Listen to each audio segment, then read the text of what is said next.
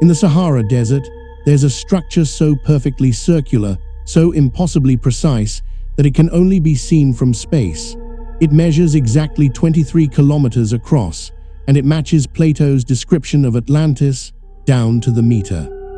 This is not speculation, this is geometry.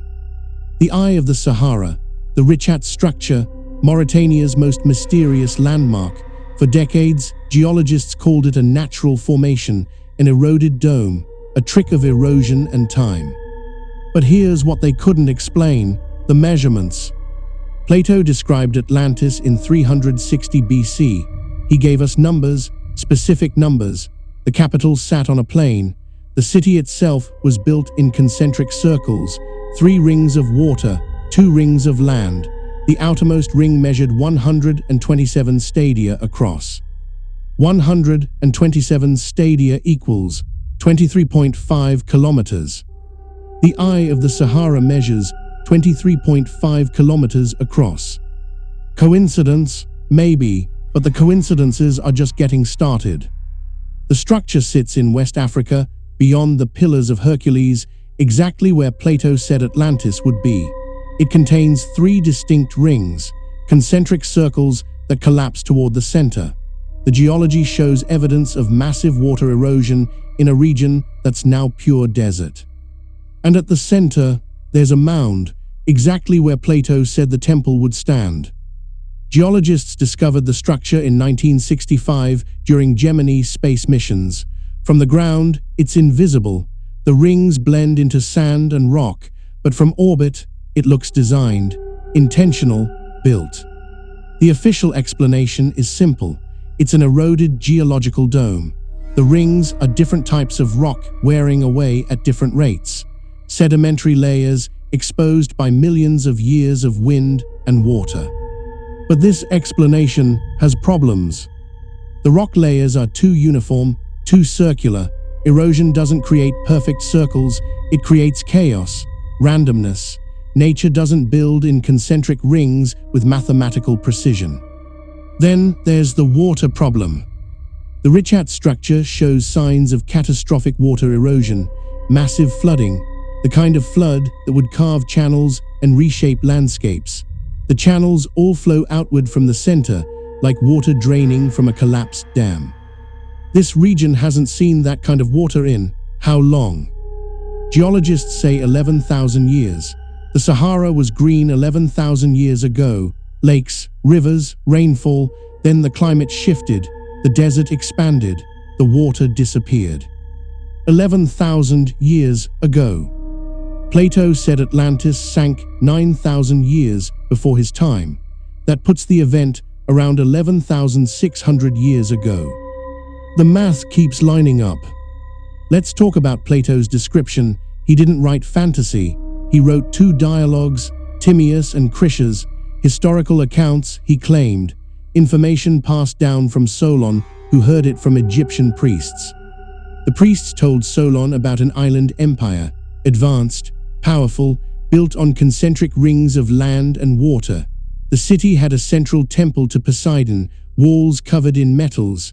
Orichalcum, they called it, a reddish metal that glowed in the sun. The empire controlled lands beyond the Pillars of Hercules.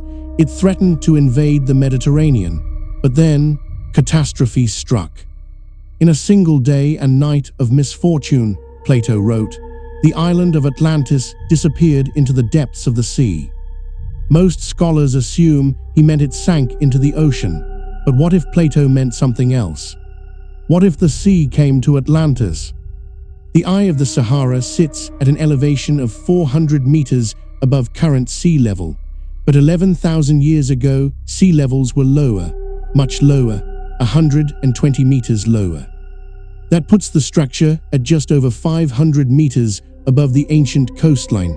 Not an island, but not far inland either.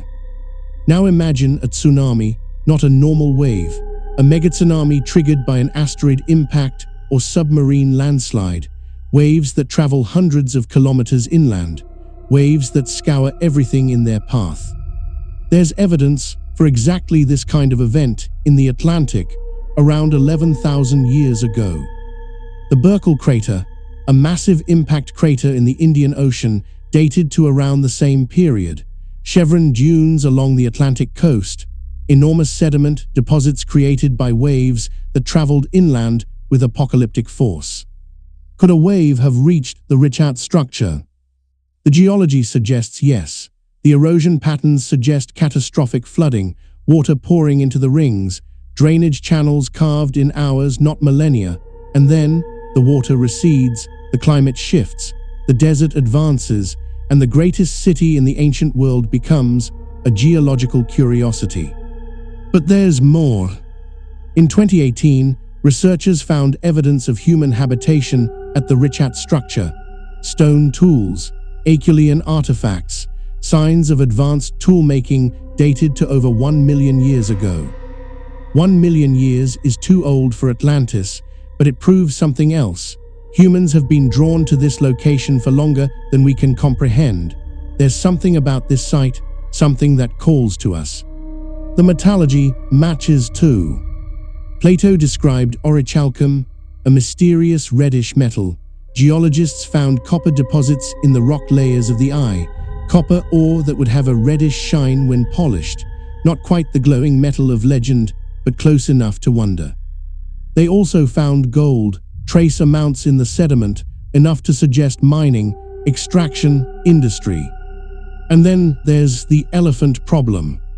Plato said Atlantis had elephants, abundant elephants. Critics laughed. Elephants in the Atlantic? Impossible. But 11,000 years ago, the Sahara wasn't a desert. It was savanna, and elephants roamed across North Africa in vast herds. Fossil evidence confirms it. Every detail Plato gave us, the location beyond the Pillars of Hercules, the concentric rings, the dimensions, the timeline, the elephants, the flooding, every single detail has a match in the eye of the Sahara.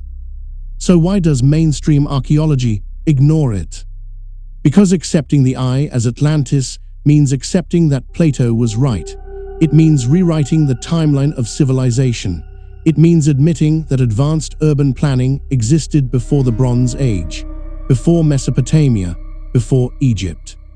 The standard model of history doesn't allow for that. But the evidence doesn't care about models. Satellite imaging shows rectangular features inside the rings, straight lines, right angles, patterns that erosion doesn't create.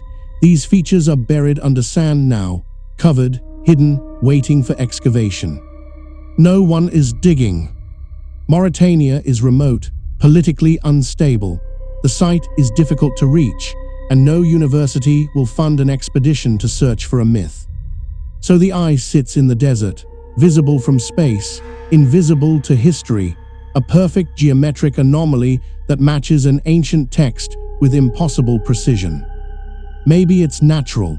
Maybe erosion and coincidence created a structure that mirrors Plato's description exactly. Or maybe, 11,000 years ago, the greatest city in the ancient world stood in the Sahara, and the desert buried it before we learned to write. The eye of the Sahara is still there, still waiting, still watching the sky.